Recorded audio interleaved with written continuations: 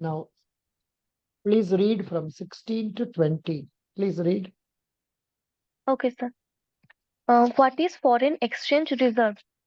Foreign exchange reserves, also called forex reserves, in a strict sense, are only the foreign currency deposits and bonds held by central banks and monetary authorities. However, the term in popular usage commonly includes foreign exchange and gold, SDRs, and IMF reserve positions.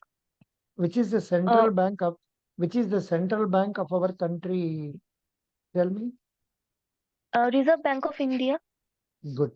Continue. 17. What is bank assurance? Bank assurance stands for distribution of financial products, particularly the insurance policies, both the life and non-life, also called a referral business by banks as corporate agents through their branches located in different parts of the country. Now tell me, why the banks are doing this? Uh, What is the gain for the banks? Moksha, you know, you know why banks are doing this? Moksha, Yes, sir. why The banks are doing this? So the banks are choosing to go for bank assurance to first to expand their consumer base, and second, their cost of acquiring the new customer would be reduced, and it's same for the insurance company as well. You are not giving the point that is to be told in 1 minute. You have not come out with the option. Shivam Sharan Das, can you tell me why banks are doing bank assurance? See, दुनिया में एक बात चलता है, कहीं भी काम बिना रीजन नहीं चलेगा. कुछ भी काम भी कोई आदमी नहीं करेगा without any reason. Likewise, banks are doing all these services for what purpose? Who can answer me? Sharan or Sakshi or Prakash? Come on, tell me. Because banks get commission for, just as an LIC agent will be getting commission for policies canvassed by him. Same thing happens for the bank.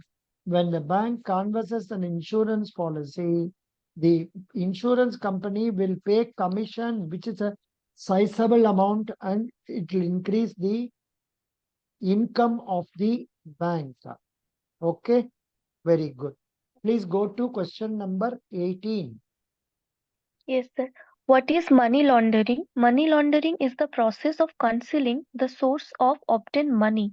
Money or funds obtained through illegal activities are presented as legitimate. Yeah. Say, for example, some money is received as corruption, or some money is received from abroad, not through proper channels. वो सब money को white करवाने के लिए तो money laundering बोल रहे हैं. ठीक है. Yes. Then what is black money? What, Black money is one where income tax is not paid or not accounted for. And what is important thing happening today in Parliament? Can you tell me what is the important thing happening? Interim budget. Interim budget is being interim presented. budget. Yeah, Yes. very good. I don't know what are the terms. We have to see it. Probably in the night we will see that. Now please read question number 19. Now no longer we can have this nationalized bank and all. This was written some years back. Somebody sent me this today. I thought it would have been updated, but doesn't matter. You can read it like this. What is the difference between public sector banks and private banks? So you read, instead of nationalized bank, you read public sector bank. Okay, sir. A public sector bank is one that is owned by the government of the country.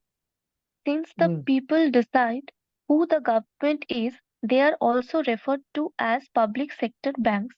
The government is responsible for the money deposited into the accounts of these banks. Whereas a private sector bank is one that is owned by an independent individual or a company that is controlled by a few individuals.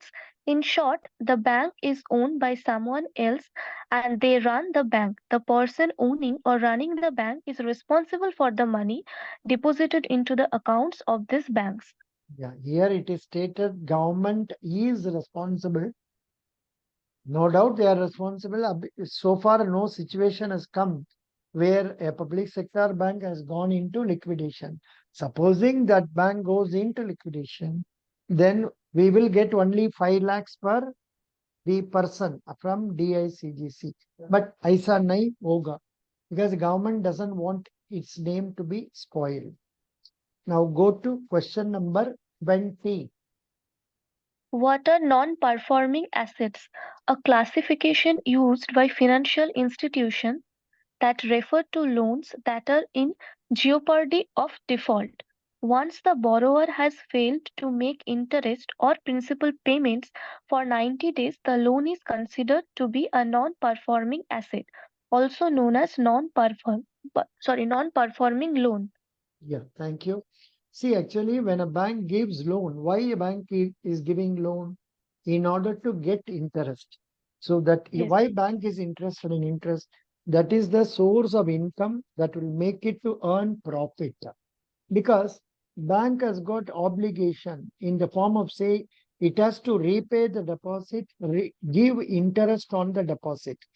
It has to incur that establishment expenses like a rent, then say salary of people, etc.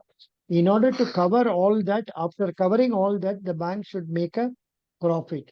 So that is why they are lending money to others.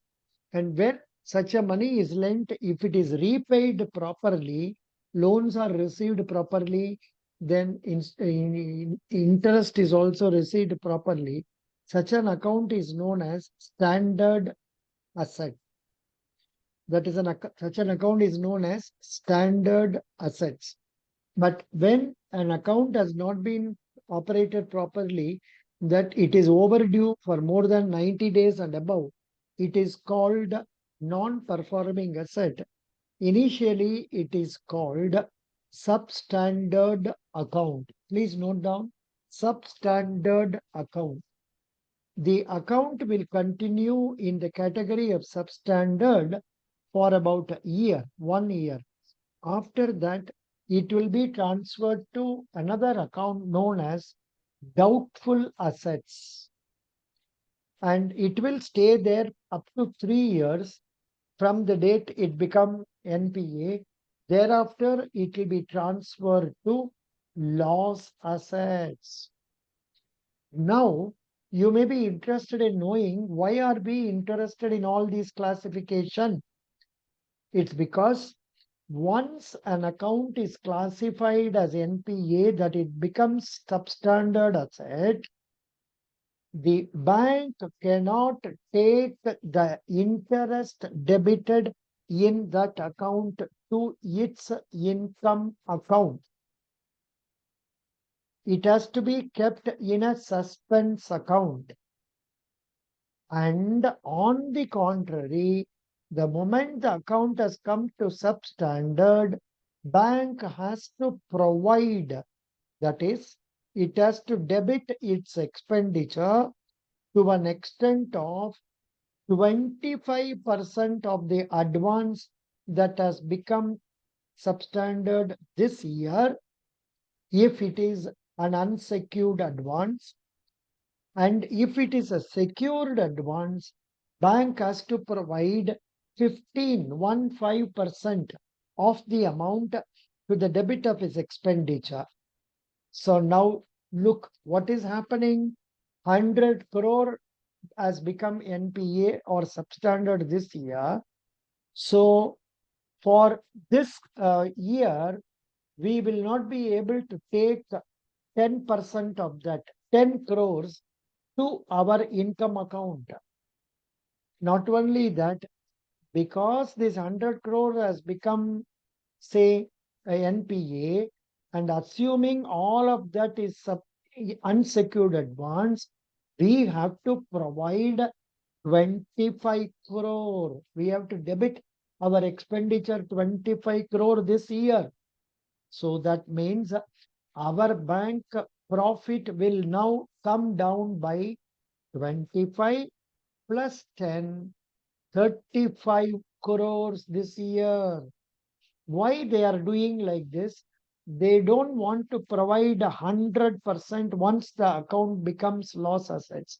They are providing in stages, 25, 15 in the first year, and subsequently, I think it is 40 for unsecured and 25 for secured.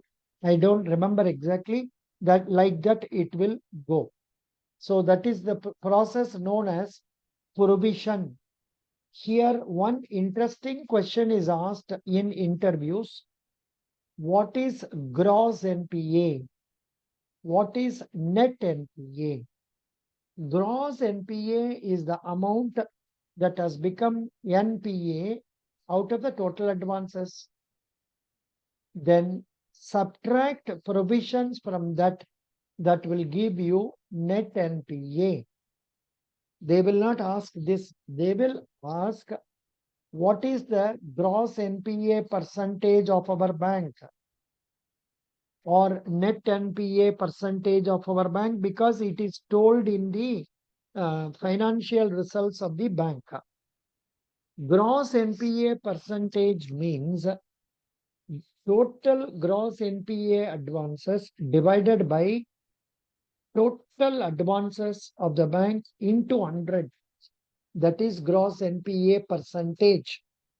Net NPA percentage means net NPA advances divided by total advances into 100 is known as net NPA percentage.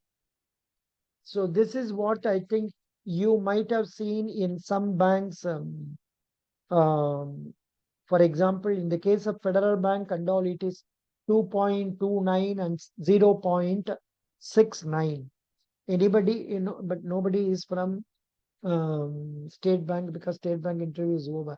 Now, one interesting question is, in the case of IBPS boys and girls, they will ask you which bank are you having the account. Then where is the headquarters of that bank? Who is the MD and CEO of that bank?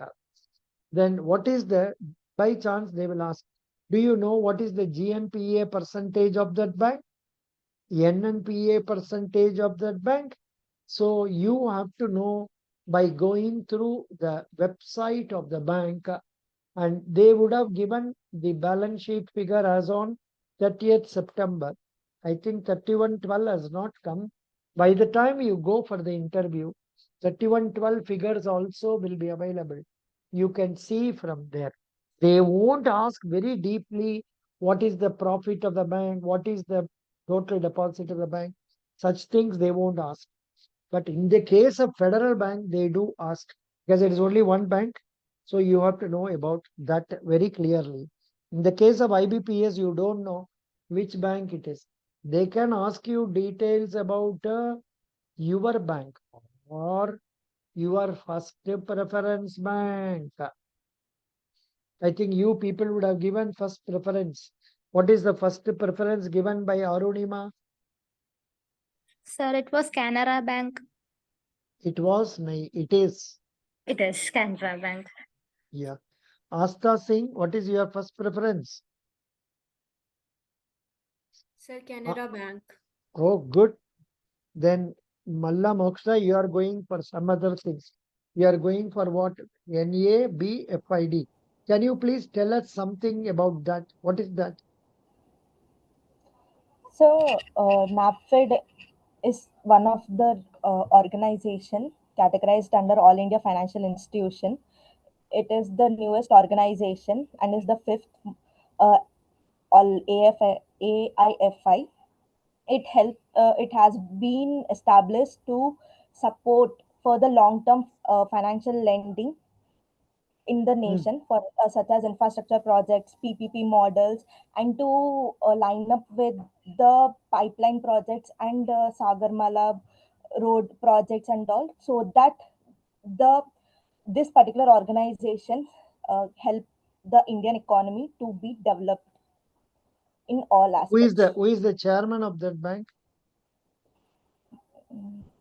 So I'm Or unable to recall. MD and CEO? I think we can see here. Oh, Baba, this man. Oh, great. KV Kamath, very great person. Very great person. He was in ICICI Bank. This is the CEO of chairman of NABFID. He has received Padma Bhushan also, one of the India's highest civilian honors in 2008. Kamath is actually a mechanical engineer, completed post-graduation business administration from IIM Ahmedabad. He was, see, it is given here. He was post its merger into ICICI Bank. He was in ICICI. Please go through this introduction. Definitely, sir. Yeah, afterwards you go through that. And other names given are Aruna Sundararajan, V. Sriram, T.N. Manogaran, L.V. Prabhakar. But all these things are not required for us. This much detail is not required. But but quick links, whatever they have given, important links, whatever they have given. Of course, everything is not required. Where is the headquarters? Mumbai. Yes, Okay, sir. Mumbai. excellent. Then again, you should go through the about us, then products and services. What are the products and services they are giving? See, candidates going for IBPS, you also kindly go through this website, NABFID, because it is a new institution that has come. They will, in interview, they can ask about this. What is this bank and all that?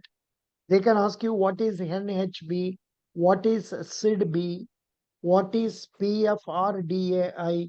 So you must know what all these things are roughly. You must prepare like that. Good, very good. So this is not required for us. Now I will stop this.